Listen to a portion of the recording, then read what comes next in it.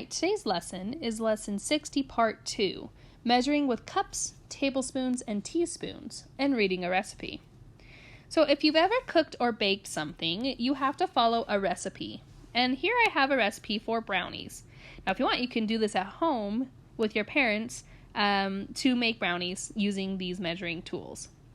Okay, so here I have what we call measuring cups and measuring spoons.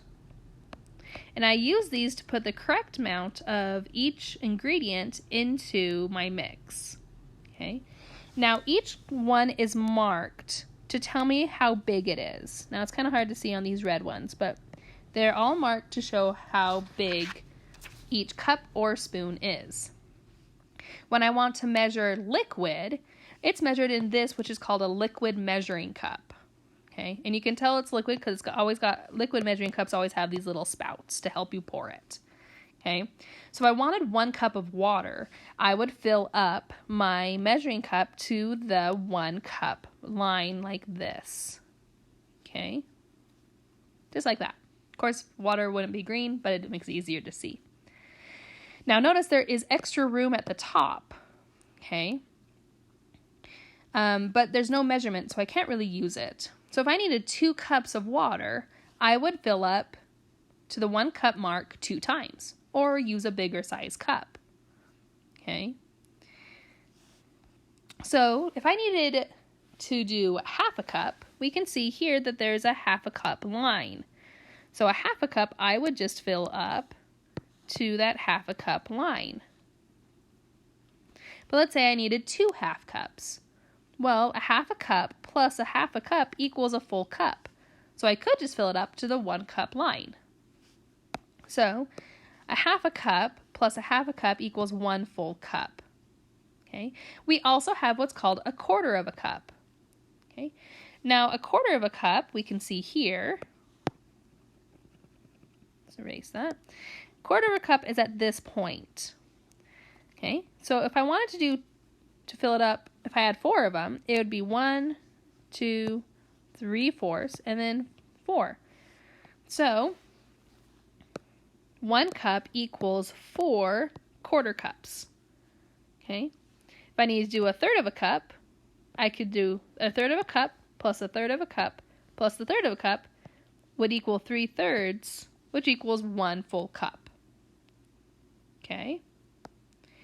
If I added 2 quarter cups, that would equal 2/4 of a cup, which equals a half of a cup. Okay, so sometimes it's easier to use just the bigger cup instead of using multiples of the smaller ones. Okay, all right, so sometimes I need a smaller measurement than a cup. And the largest size of spoons, these are measuring spoons, is called a tablespoon. And a tablespoon is this big one right over here, this big yellow one.